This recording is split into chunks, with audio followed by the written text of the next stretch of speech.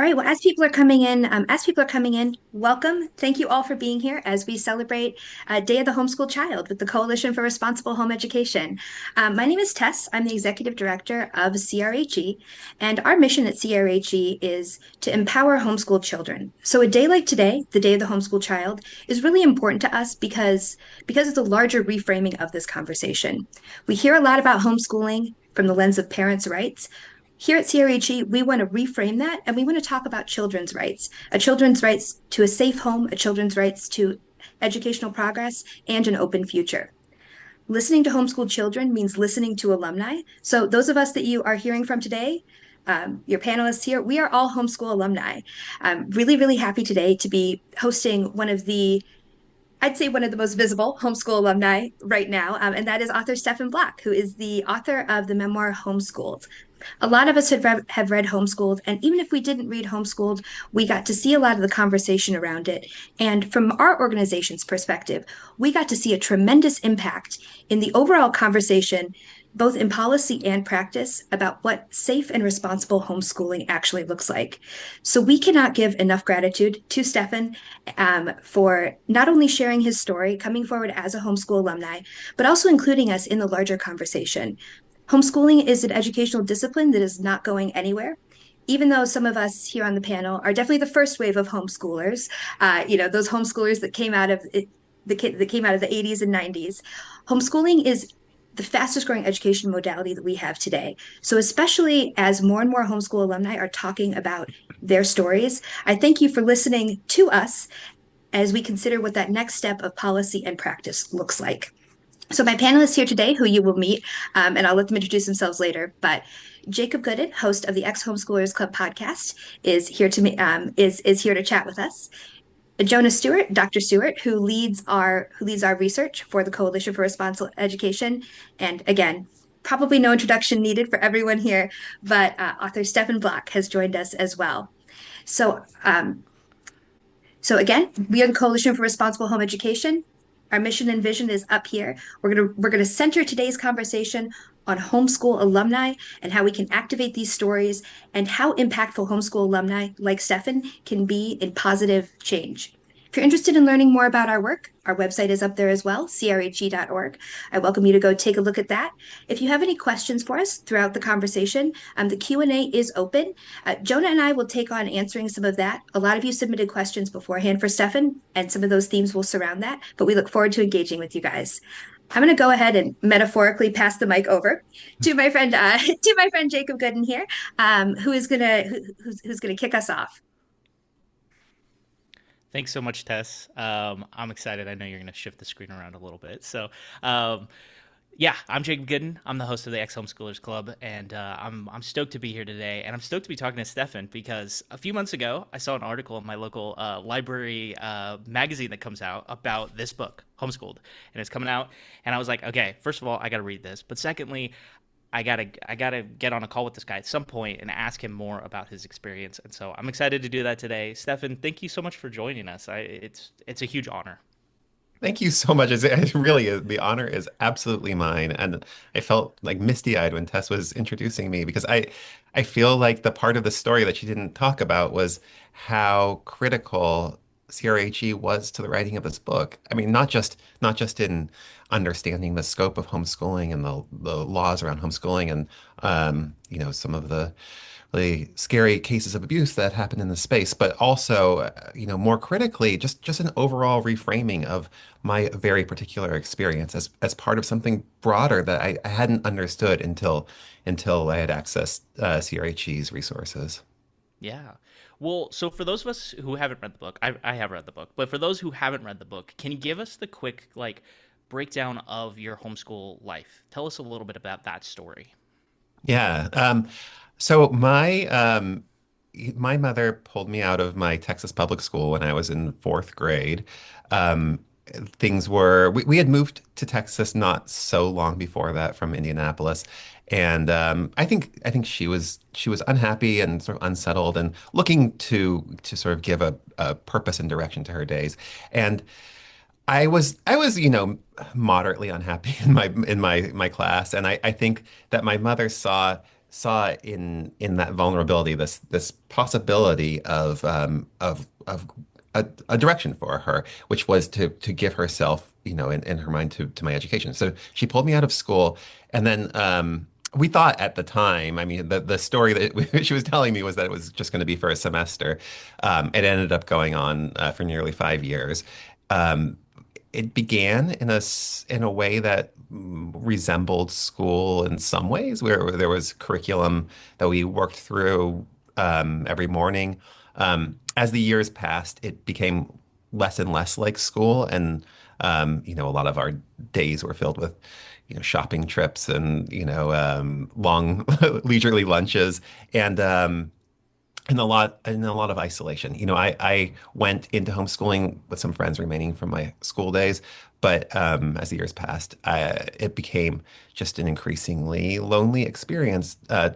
And I think there were a lot of ways that my homeschooling was eccentric, and a lot of readers have called it abusive in ways. To me, when I think back on that time, the the the sadness is in the isolation. It's still in that feeling of being separated from other kids. I have two girls of my own now, and they're in kindergarten and third grade, and I just see how these kids need other children, like the way that a plant needs sunshine, and it really makes me appreciate that my isolation was a real thing, and sort of makes me mourn for what I didn't have. Yeah, I definitely reading your book. There were times where I was like, I just want to hug little Stefan, and kind of like we do right when we heal our traumas of like hug our younger selves. Like I definitely saw some of that pain that you were talking about of that isolation and the feeling of it. I'm interested too when you did kind of make that transition back into school. Like let's talk a little bit about that of like appealing to your mom to be like, I need to go back to school, but then also like the culture shock of going from such an isolated state to all of a sudden, okay, now I'm around people all the time. What was that kind of like? Well, I mean, I think until the pandemic, it was the greatest trauma of my life. You know, um, during 2020, we had our second child. Everything shut down, and my mother died that year. But until that moment, that like sort of extreme intensity, it was definitely the most intense thing that happened. This was in the early days, as Tess sort of referenced. I was in the first way or earlier waves of the modern homeschooling movement. At that moment, it wasn't at all clear that you could homeschool and go to a decent college, or I didn't have. Right. We like sort of poked around on what was the internet then, and couldn't find really great evidence um, that if I remained home in this situation that was not really schooling of any kind, that I was ever going to go to college, which and then so I was looking at this future where, it became clear to me that my mother's true purpose in homeschooling me was to keep me at home with her. And I thought if I never leave, if I never go to high school, I'll never go to college, and I'll be a middle-aged man in the passenger seat of his mother's minivan one day. So I really did the scariest thing. I really almost never pushed back, but I said, I need to go to school. This is what I need to do. And then, after having spent nearly 5 years in the sole company of a middle-aged woman, to walk into a school of hundreds of teenagers was very difficult. I didn't know how to socialize. I didn't know how to take tests. There were huge gaps in my knowledge. Um, I it was I felt a little bit like I had to make myself into an anthropologist, like studying the typical behavior of like the American adolescent to try to decode like my place and things. And it took a lot of time for me to find my way into both academics and society. And I think I did, and succeeded in that on some level. But there are also, I still just feel profoundly parts of me that remain. Um, Isolation, like tending, I have a tendency toward isolation, and I have to, like there's scars of that homeschooling time that remain. Yeah, that was going to be kind of my follow up question is like, even today, do you have moments where you feel unequipped for life? Because I definitely I know even in my own walk and like my wife who was not a homeschool kid, she points things out to me sometimes of Yeah. like, why are you acting this way? And I'm like, it is that like it comes back to haunt you a little bit, that isolating moment of like, well, I was alone or I was just not around people on the everyday, whatever. And so how does it manifest itself in your day-to-day life today still? And how does that look sometimes? Yeah, well, I describe this realization near the end of the book, where before this memoir, I wrote three novels. So I've been a writer my whole adult life, and like I was during a breakup once, an ex of mine pointed out, she's like, the way that you live is identical to the way that you spent your childhood. Like you're alone in a room all day with like books and stories, and you're seeking silence and isolation. And at that point, I was still like, in this overly enmeshed relationship with my mother. So I was like still talking to her on the phone for significant portion of the day. To this day, I'm still like, I feel like the way that my personality developed because of that isolation has turned me into who I am today. And then also there's just complicated social things. Like I I do feel like I'm a socialized person now. I'm able to enter into groups and conversations fairly easily. But the things I never learned how to do that I still feel. And one of them is long-term friendships has been like a real difficulty for me to like understand how to develop and maintain long-term friendships. Um, and then another is like, I was raised, my mother had this she was this, sort of larger than life, somewhat imperious, very prone to anger person.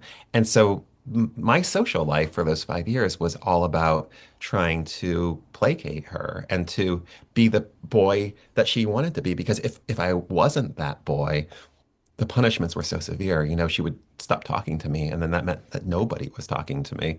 And so my personality developed to placate, and that has been, I would say, like it might surprise people to hear, like I've been in therapy for years, and that is like the centerpiece of my therapy is about like finding ways to like stand up for myself and to set boundaries because my childhood was so boundaryless. Yeah, no, that makes sense. Of trying to figure out like that. That's what I've done in the last couple of years too. Is like with therapy and things of like find those triggers that have created the personality of who I am today, right? And like, sometimes it's for good, sometimes it's not so good. Yeah. Uh, I had another question around your dad's involvement in like Mhm. your upbringing because like he is a part of the book, but like it really seems like your mom was the this is the wrong word I'm using here, but like the pusher of you being at home, where your Yeah. brother he got to go to school and Yeah. for all time I'm going to say a normal childhood experience, a normal school experience, and then your dad was off to work, and so Mhm. was your dad involved at all, or did he have any influence over like whether you were going to stay at home or go to school, or did you ever feel like I should go to dad and really try to advocate with him to be like, hey, can I get back into a traditional school setting? Yeah. What my father has told me is that he was very focused on what he sort of thought to be his part of our family's maintenance, which, I think our my parents worked under a sort of traditional patriarchal model where dad was in charge of making money and paying bills and fixing things with hammers and screwdrivers, and my mom was in charge of cooking and children and things in the more intimate domestic sphere. And so on some level, he was for a lot of these years, finances were stressful. He had to work really hard, and I think he has described to me that he was sort of blinkered in that, like he was just focused on like that part of the work and was maybe not looking around as much as he has expressed that he wished he had. Um, I also think that my mother was um, very hard to confront. She remained that way her whole life, and she was a person who took any kind of pushback or critique as betrayal. She would, and she would really like shun you. She would shun him. She would shun anyone if you really pushed back against something. And when she set her mind to something, you should get like these theories in mind, or just like the right course of action. it was quite hard to in any way even have her reconsider. Um, I mean, I do think like from one takeaway from my own experience is like you know it does take two parents, and you do really need to you know make sure that you're always in alignment about the choices that are being made for the kids, and trying to be as best you can considering things from the children's perspective. The other small point I want to add to this is when you write a memoir, this book is what, 270 pages or something. It's not an autobiography. It's not like a whole life. It's you have to sort of choose to write about something in particular, an element of your life. And what I chose here was to write a book about my mother and my relationship with her. And so there's a lot more about I could have written about my brother, about my father, about other peripheral characters, but that was the story I wanted to tell. Yeah, no, that was one of the most, I think, interesting things for me when I picked up your book. And one of the things I struggled with initially when I started reading your book was that I went into it with a preconceived notion of it was going to be very much about your homeschool experience. Hmm. And and I had my own preconceived notions because I have my own experience, right? So I went into it being like, this is what he's going to talk about it, and I'm going to relate to that. And instead, it's very much a story, like you said, about your mom and your relationship with your mom. And that just hit totally different because I also have, my own relationship with my mom, and it has its good moments and it has its bad moments and things like that. And so it hit on this totally different level that when I've talked to people about your book, it it's hard to describe it to people, and I'm like, I struggle with it because of these reasons, because it shows a mirror to my own relationships with the people. And so I am interested in, you mentioned that you've been in therapy for a number of years, but what was kind of the catalyst for finally wanting to like write this story? And was Yeah. it therapy? Was it the death of your mom? What was kind of the thing where it was like, okay, now is the time, I want to tell my story? Yeah, well, thank you. I mean, on some level, I think I had known for some time that there was a story, the sort of like true story of my relationship with my mother that I had been dancing around in my fiction for a long time. And I got to a point after my mother died. I was living in New York. She was in Texas, and I just had this very strong feeling like it was during COVID. We just had a baby, so like this most critical relationship of my life just vanished. Like it was like I watched it all happen over screens. Um, and it was like my childhood. I had this feeling that it was like because she was the only other witness that everything was vanishing with her. So I just started to write down memories, and it was almost just journaling. It was like a kind of grief exercise. Uh, and I wrote down a lot, and then I thought maybe I'd use it for a novel or something someday. But then I was just like sort of curious what would happen if I started to revise some of these memories into something that looked like prose. And when I did that, it was exactly what you described earlier of like hugging your former self. Like I started to read those pages not just as their writer, as their rememberer, but as their reader. And I started to see this character named Stefan emerging on the page as a boy who I worried for and rooted for and loved, and it gave me the sympathy for my situation that I had never quite felt before, and it made me want to do more. It was still a terrifying thing to share it um, when that moment came, and I wasn't sure I was going to do it, but the writing felt sort of unlike other writing I've done. It felt like absolutely necessary, and I could say more about the challenges of sharing a story like this, which I think probably a lot of former homeschoolers could relate to. But I kind of want to arc back to something you just said about how this book, because it's called Homeschooled, you sort of thought it was going to be more generally about like homeschooling or something, and then it was like very specifically about my experience. And I've come to feel about that. Like I've heard that from a lot of people. I've come to feel, and I felt in this moment when I was thinking about publishing it that like because homeschooling is so in most places so wildly unregulated, because there's no real standard of what homeschooling is. It's so profoundly diverse. What has happened is every homeschool is as different as every family is different. And the only way you can tell a larger story, I think, about homeschooling is to get wildly into the specifics of your own story to show what happens when there is no kind of standard, when there's no kind of regulation. So in some ways, like even though like it becomes this very intimate, sometimes claustrophobic story of my relationship with my mother, I actually think it is a story about a larger story about homeschooling. And I think that's my way. And I feel somewhat politically motivated in that sense of like, like we need more stories of showing like what happens in these unobserved spaces. And this is what happened in my unobserved space. I think that you're spot on with that because like, and I hadn't really viewed it that way until you literally just brought it up because that is, and that's what I talk about on my show with all the alumni that I interview is everybody's story is so vastly different, but there are all Mhm. these threads that we relate to in some capacity. Because my homeschool story, I was not isolated to the capacity that you were. I had a lot of friends. I was part of co-ops. I was part of massive co-ops that were hundreds and hundreds of people. So I had friends. I had surroundings Mhm. with a lot of people. And so from a socialization standpoint, like I didn't really have to relearn that when I got to college.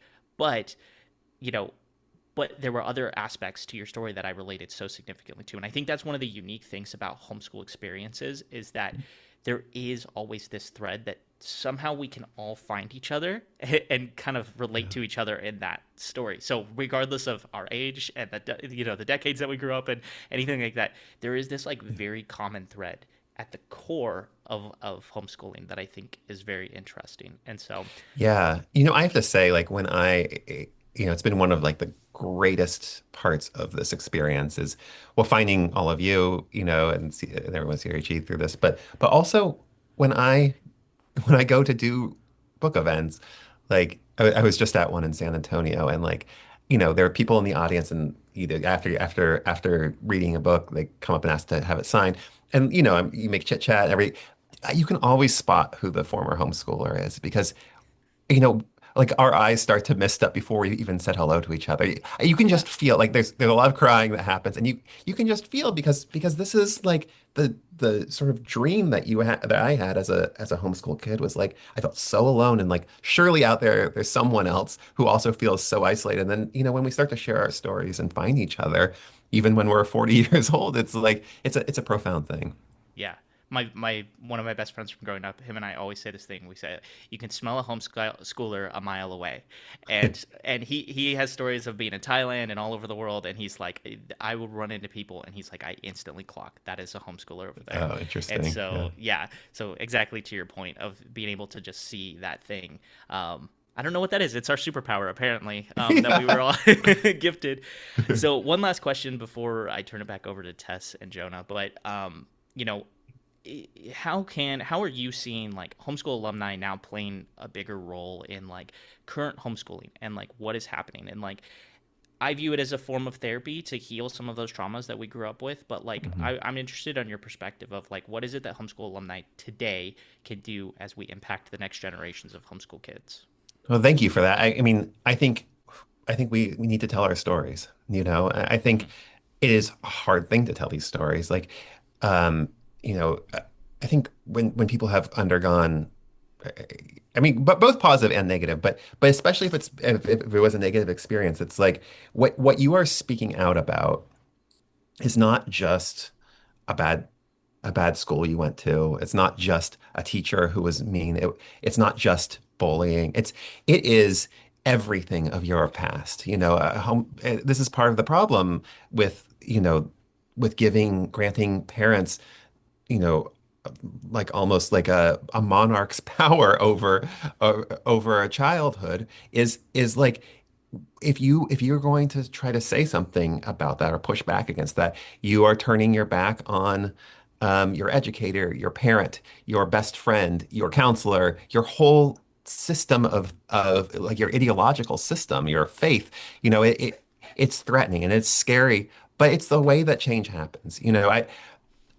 I think like this conversation is just so profoundly overdue, and like the fact that like this book has had a way bigger readership than I would have expected, and I think it's because there is a hunger for these stories. People are curious about it, but also former, I mean, a lot of the readership is former homeschoolers that like aren't seeing themselves represented, and I would encourage them to represent themselves more. I know sometimes, putting your name on a book and publishing it is maybe not the right way to do it, but I think a big first step is connecting with other homeschoolers through, online message boards and through the resources of the CRHE. Absolutely. I mean, that's the biggest thing I've taken away in the last couple of years is we're not alone.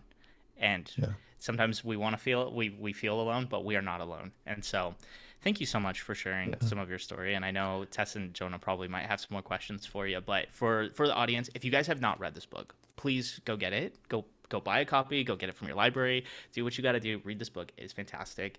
And you will resonate with something in this book. I guarantee it. Okay? Every homeschooler, like we've been saying, there's a thread there. And if you're not a homeschool kid, read this book too. It's a great story about a kid and his mom and their relationship, and so everyone can relate to that to some degree. And so, thank you once again, Stefan. It's been Thank an you so absolute much, pleasure Jacob. This chatting was with you. such a lovely conversation. Thank you. Awesome. And Tess, I'm going to turn it back over to you. All right. Thanks so much, Jacob, and especially for covering some of that background. And honestly, Stefan, especially you teed me right up for the kind of work that I do and the conversation that I want to have with you Yeah. too. So, Yeah. um, so I am, like I said, the executive director of the Coalition for Responsible Home Education.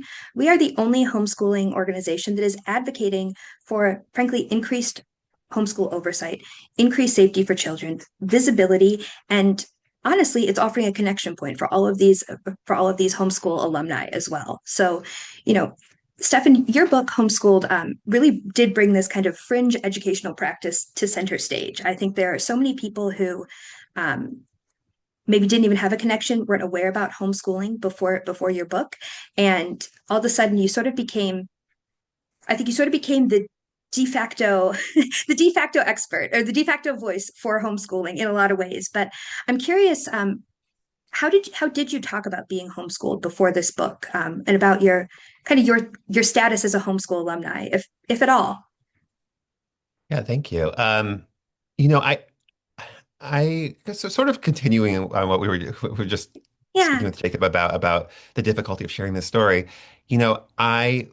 I want to say that I don't think I could have published this book while my mother was alive, and I think like it's an easy thing to say now on the other side. I mean, it still has been a big upheaval in my life to share the story. It's to write something so public about something that's so private is always going to be a lot for the people in your life to handle. Um, but it's a challenging thing, and I think before my mother died, I had told these stories to all of my friends. It was my wife like points out that like I told her almost like half of like I like summarized half of the book for her on our first date. Like I was like compulsively telling the stories of what happened to me in these years because you know I guess what we agree on is like sane is just consensus, right? It's like you have to have like three people in the room agreeing that something is insane or sane. Um, and and it was just her and me. And she believed that she was making great choices and that this was a richly a rewarding experience and that everything was positive. And I felt something very different. And so I think for all the years until I published this book, I was just compulsively telling the stories to see how people reacted because I was still trying to understand if I was wrong, or if I was exaggerating or if I was misunderstanding. And I think like maybe now that I've published it, I that part of me has waned a little bit. But the response I received from readers has been just profoundly validating and encouraging and healing. Yeah, and I think it is interesting, when all of us as homeschool alumni, right? We didn't have that same type of commonality of our peer group in in our grade or in school. So there's this compulsive need to like find others who share that experience. And that Yeah. absolutely makes sense. I even joke, one of the first times I started talking a lot about being homeschooled was actually when I applied for this job, leading this organization, because everyone's experience can be so unique, and it's hard to come into a conversation sometimes leading with I was homeschooled, because you don't know what the reaction on the other side of that will be. But Mhm. in the same vein, I guess, kind of that, that pushback, what is the reaction on the other side? I would like to know about the community reaction to your memoir. We've talked a lot about the alumni reaction to your memoir, but what about the currently homeschooling community's Yeah. reaction? You know, I have to say, like, if there has been a huge divide in the kinds of reactions I get, there's, you know, I get letters that are, like I felt so I saw so much of my story and your story. Um, this made me feel seen. I hadn't like given words to these aspects of my experience, but this resonated. Those are all from homes. Basically anything positive is from from a former homeschooler, a homeschooling alum. Um, I receive also a great deal of hate mail and of very negative comments, and they're almost always from parents who are currently or formerly homeschooling. I think there is a lot of defensiveness on parents' part in just the existence of a story like this one. You know, I honestly been like surprised by it. I thought, because it's so specific to me. I thought like they're gonna sort of like leave that alone to some degree. And I feel like when I have talked in a more political way about what I think should happen in homeschooling, like the kinds of reforms that I have asked for or called for are seem to me very modest and common sense. And it actually would benefit the homeschool movement because, I think like the more that horrific stories of abuse come out, the more the homeschool movement will be threatened. But no, that's not how a lot of them seem to be receiving it. I feel like some of it is political. Some the Mhm. letters I receive, some of it is sort of seem to be faith-based arguments. Um, but a lot of it, I have a feeling, is parents who feel somehow implicated, that just by telling my story of what happened to me, that somehow like their own decisions are implicated in that, and that I think maybe there's like an anxiety that their own children have a very different narrative than they have. So like the anger doesn't feel proportionate to the story I'm telling, or even it feels like it's about something else. It's not really about me. Yeah, and I think that we see a kind of an echo of that when we work in homeschool reform and when we work in legislation, right? The things that Mhm. our organization and alumni are advocating for are not always met with the same, I guess, the same openness that we are trying to approach, that we're trying to approach the conversation with as well. And I think that it is important to talk about these reforms and this legislation because really your book propelled a lot of those conversations forward this legislative season. Uh, the things that CRHE advocates for, which is increased homeschool oversight, is just like homeschooling, I think was very fringe before, and a lot of people didn't consider it to be a larger conversation in the alternative education space. But like I've shared with you, Stefan, I had people who read your book and called us and said, "Wait, is there any regulation around homeschooling?" People who had never even considered this as being a part of kind of being a part of a larger conversation. So while I know that your book is not a policy book, it made some great policy drivers there. But you do have a piece about policy in your book. And I'm curious kind of what surprised you the most about homeschool legislation when you were writing your memoir. Well, it's like I said at the beginning of this conversation, like I would not have really been aware of that or the place of Texas within the large Texas in the 90s Yeah. in the larger context of homeschooling, if not for your research. Um, I I would say like I was somewhat shocked to see that the regulation. I kind of had an assumption after my own childhood that we had like sort of or my mother had gotten away with something, that like someone ought to have come, but somehow they just like hadn't connected with us, that there was supposed to be some more review or oversight that just never happened. And then when I saw the truth, through mostly through your resources, I felt very angry.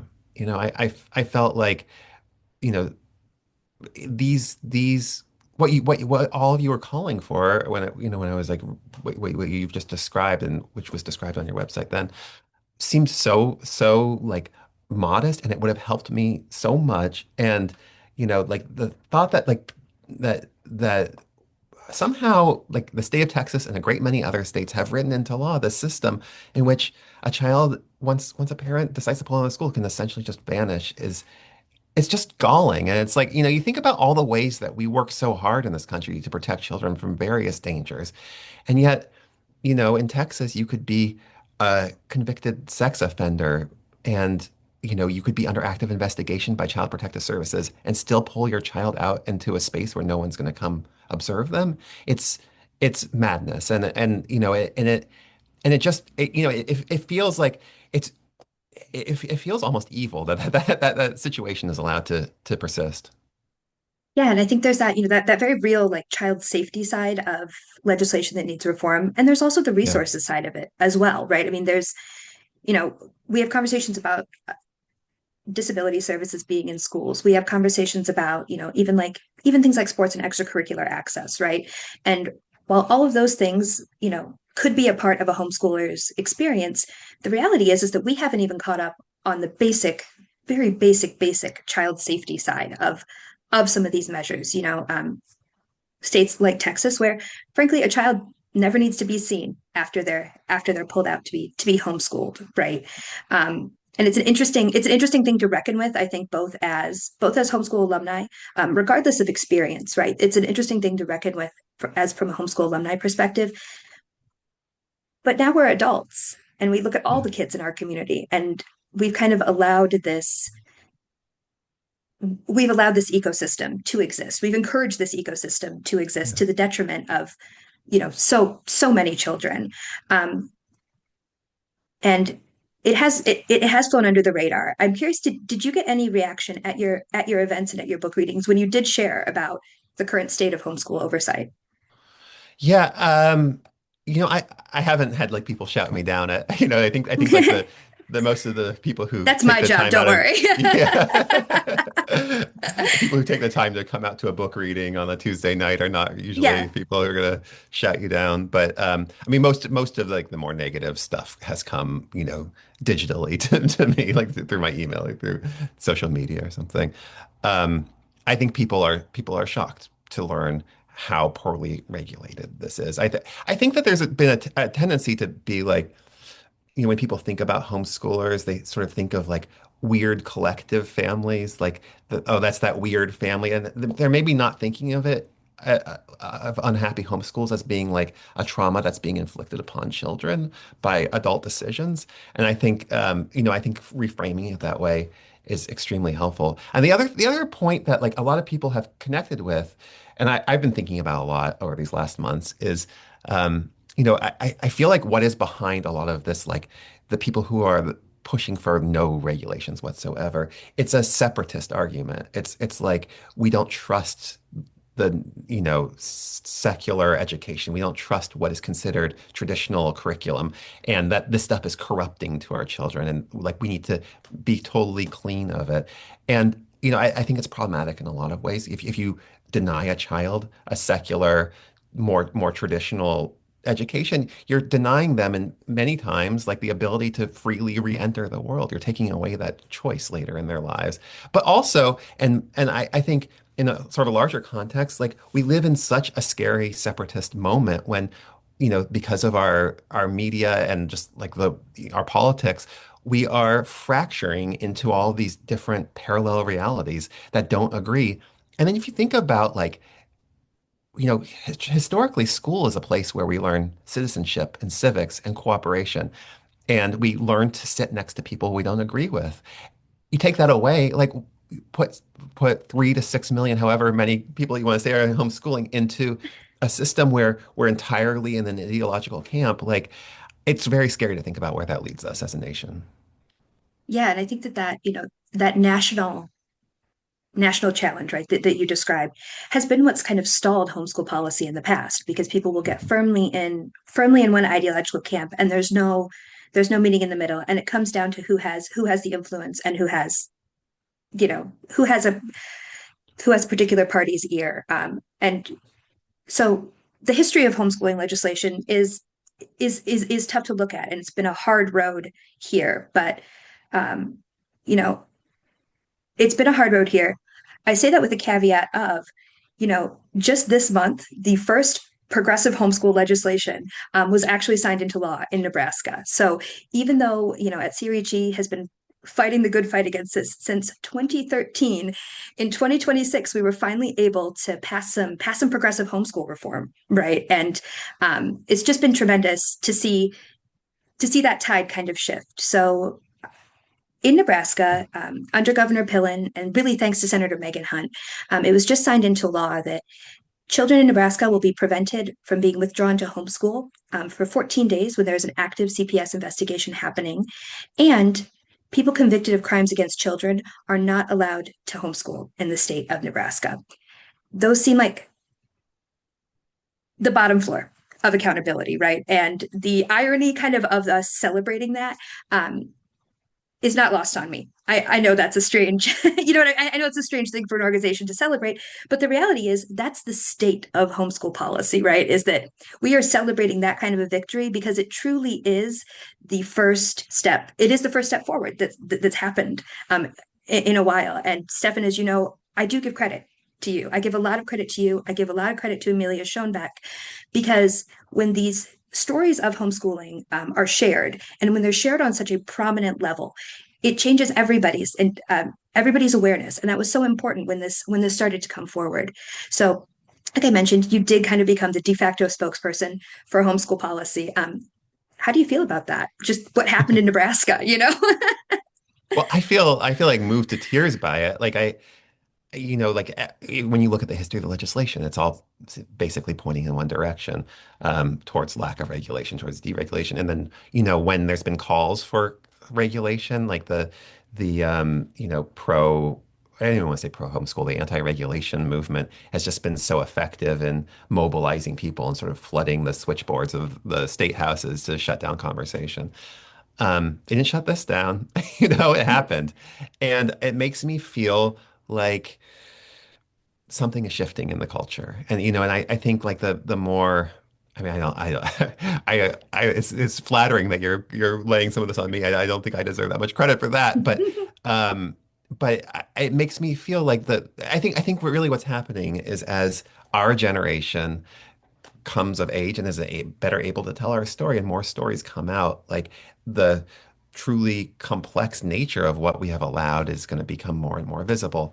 I think the tides are shifting, and I think I hope that we're going to see much more of this. I also feel like even in the sort of pro homeschool anti-regulation movement, like I can feel a shift in their language as well. Like they're, a sort of like moderation of their tone because I think they also sense that there's been some shifting here.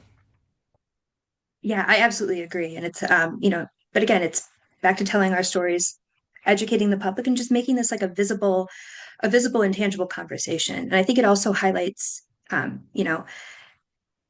what made some of the Nebraska, you know, what made some of the Nebraska advocacy so impactful too was it was those alumni stories, and there was especially an alumni in Nebraska who really drove some of that forward. And so we see the impact of alumni voice, of alumni, stepping up to share what they know about the experience of being a homeschooled child, right? And again, reframing that entire conversation to the children being homeschooled.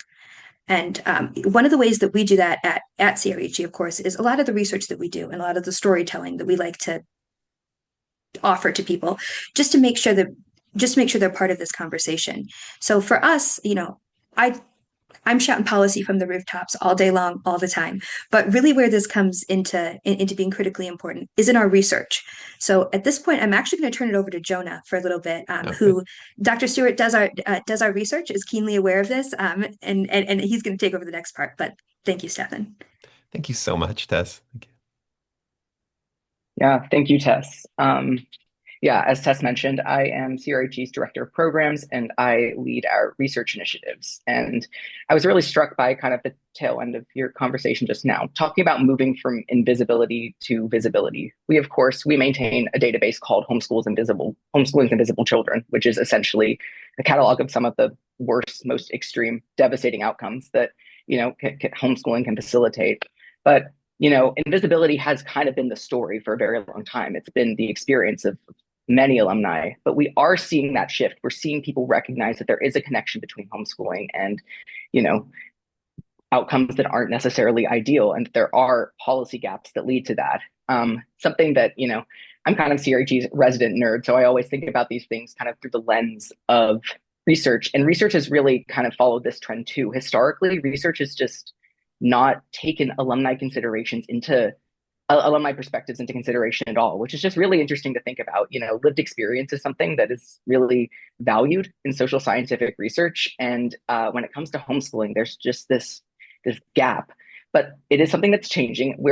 Tess is going to link to a study that we're doing that's going to directly survey alumni about their experiences and how they think about their educational and their life outcomes. But because stories are so powerful here and so instrumental in change here, Stefan, I just kind of wanted to ask you if you have any advice for alumni who want to share and write about their stories, especially, if it's at a little bit of a remove, like through memoir. But what Mhm. advice would you have for people who want to share for kind of the purpose of change? Yeah. I mean, there are, as I said earlier, like I feel like a great first step is just connecting directly with former homeschoolers through, there's some amazing message boards on Reddit of, former homeschoolers sharing their stories. And, actually, I think CRHE was a sort of organization that grew out of these message boards, right? Like it grew out of these conversations. But between former homeschoolers online, realizing that this organization needed to exist. And so I think talking directly to each other is a great first way of sharing. I've heard from a few former homeschoolers since my book has come out who feel scared of speaking about what happened, but are looking for resources, and they're looking for specific resources for situations like theirs, and they should reach out directly to you and and then be in touch. Maybe not Jonah specifically, but someone at CRHE or Jonah specifically. Um, My emails are open. yeah, and I know that they have gotten a lot out of being in touch directly. I would also say, like it has it is, as I said earlier, it's for a multitude of reasons. It's very scary to share, negative stories of homeschool experiences. Um, and but what I want to say is like from there's like what else can we do with our with our bad experiences but try to improve it for the next generation. It feels empowering to do that, and it also just feels profoundly healing. I feel like to be able to speak freely and to be able to speak without fear about what happened and to see change occur because of that, like what more could you want to do with your history? Like that feels like the best use of my past and sort of my time now. It's a sort of shocking position to find myself in because I am really a novelist who, as in my childhood, like kind of wants to escape off into stories and into storytelling, and to suddenly find myself in this place where that desire to escape from, the isolating experience of my childhood has propelled me to this place where like suddenly I'm, speaking about that experience in a very public and direct way is just it's surprising and but it's thrilling also. It is. It's empowering. Yeah, and I mean the impact speaks for itself as Tess kind of outlined. I mean your book has really kind of catapulted homeschooling oversight into kind of the national conversation in a way that I don't think it has ever existed, and I'm excited to see that continue. So thank you so much for not only just your bravery in writing your story, but in being able to kind of receive that, the receptions of it, and to sort of use it to further kind of elevate policy change. Well, But yeah, I just want to say one more point on this, which yeah, which I yeah, know that people might find interesting, which is I tried for a very long time before this book came out to like publish a story about homeschooling, a nonfiction story. I pitched it to magazines. I wrote essays. I tried pitching, book ideas. No, nothing. I couldn't get traction with the story about homeschooling. It didn't, like this. I think because people, as Tess was talking about earlier, and Jacob too, like this idea, like of even considering the perspective of the homeschooled child, was sort of foreign. And so like, and with this memoir, I don't think I've told you this, but like when we sent it out to publishers for their consideration, we received exactly one offer. Like everyone passed on it, except for one editor who saw something in it. And if that editor hadn't seen something in it, this book wouldn't be here and this conversation wouldn't be happening. And so like, I do feel like the the moment is changing and there's going to be much greater willingness to receive these stories. And that feels like maybe the most wonderful part is like kind of throwing open the gates a bit. Um, but sort of, I guess I have a point to make here that like just because there's resistance at first, like it's important to persevere. Well, that tees us up beautifully to I'm going to pass the mic again over to Tess, and she's going to share some opportunities for our audience to get involved. Great. All right, thank you, Jonah. Yeah, so Stefan, again, thank you because it's your experience, I think, and again, you're kind of being catapulted into the center of this conversation, just shows how much impact sharing a story can have or becoming involved in this. So in the chat right now, and I'll link it in the notes as well when we publish this, but we're thrilled to be alongside Southern Illinois University, hosting a homeschool alumni outcome survey. This is a really unique survey and a really unique research project because it is not talking about why parents choose to homeschool or how parents are reporting their children's homeschooling outcomes. It's actually for alumni to answer, and it's validating kind of like Jacob's podcast, the good, the bad, and the ugly of homeschooling.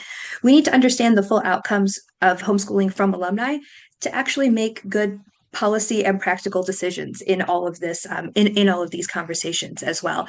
So if you are a homeschool alumni on this call, I definitely encourage you to be part of that survey. The other piece I'm linking here is I'm linking Jacob's podcast as well, the Ex-Homeschoolers Club podcast. He interviews a lot of alumni. I have found a lot of commonality in people's stories there, and it can be so validating. Like we've said, to hear all of those different things. If if this conversation has compelled you to take some legislative action, if you feel like your state or community is ready to talk a little bit about homeschool reform, I'm going to link something we call Voices for Reform. This is our advocacy list. So when there's an opportunity to participate in testimony, or there's an opportunity to utilize your voice, this is where you'll find that with CRHE. I recognize some names on the webinar, people who've been so generous with their time and their energy in making sure this advocacy work can move forward, and it's successful, and it has. So please get involved that way too. And finally, really the most important way that you can support CRHE is by donating to us. We're a 501c3 nonprofit. We do really, really important work. And I will tell you that we operate at 0.01% of the larger other homeschool group. So for us, we are a small but mighty machine. Jonah and I are actually the only employees of CRHE, though we are powered by a lot of really generous volunteers as well. But if you feel compelled by the work that we do, please consider a donation to CRHE. Small donations make a huge impact when you're up against the type of work that we are here. So I appreciate your consideration and thank you for that as well. Those are my calls to action. I am I am more than happy to pick up this conversation with anyone who'd like to hear more about homeschool reform, how they can share their story. So please reach out to CRHE. We invite anyone interested in homeschooling to kind of jump in and be a part of this and be a part of this conversation. But with just 5 minutes left, Stefan, anything you'd like to close us out with? Gosh, I mean, I feel just like I don't deserve this position that I have somehow landed in. But like all of this work on this book really began with your work, with the advocacy work and the research of CRHE. And like I get like a little teary talking about this, but like just like when I think about it's like us finding each other and sharing our stories and realizing that like action is necessary.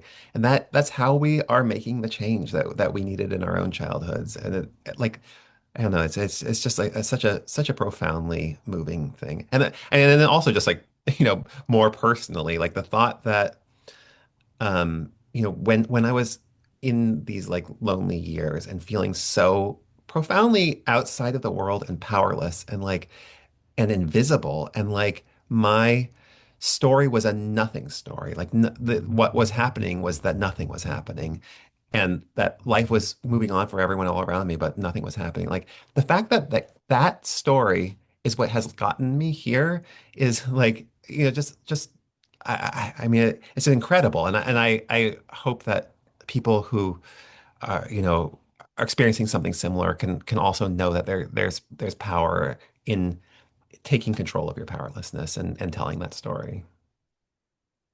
Yeah. Well, thank you, Stefan. I really, again, I appreciate your time and your generosity with sharing us with your audience as well, and just helping us again move safe and responsible homeschooling forward.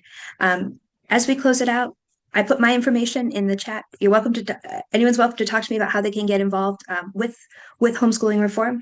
I want to give, of course, a huge amount of thanks and credit to Dr. Stewart, who is the one who gives us all of the why behind how we can do this policy work, and his work is so critical in making sure that we can move forward. And also a huge thank you to Jacob. I appreciate you sharing homeschooling alumni stories as well.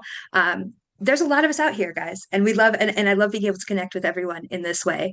So thank you guys so much for being here. We will have a recording of this. We will have a recording of this on our YouTube as well. We're going to keep talking about homeschool reform. We're going to keep encouraging people to read Stefan's book and keep encouraging homeschool alumni to share their story as well. So thank you so much, everyone. I appreciate your time today. Thank you. Thank you.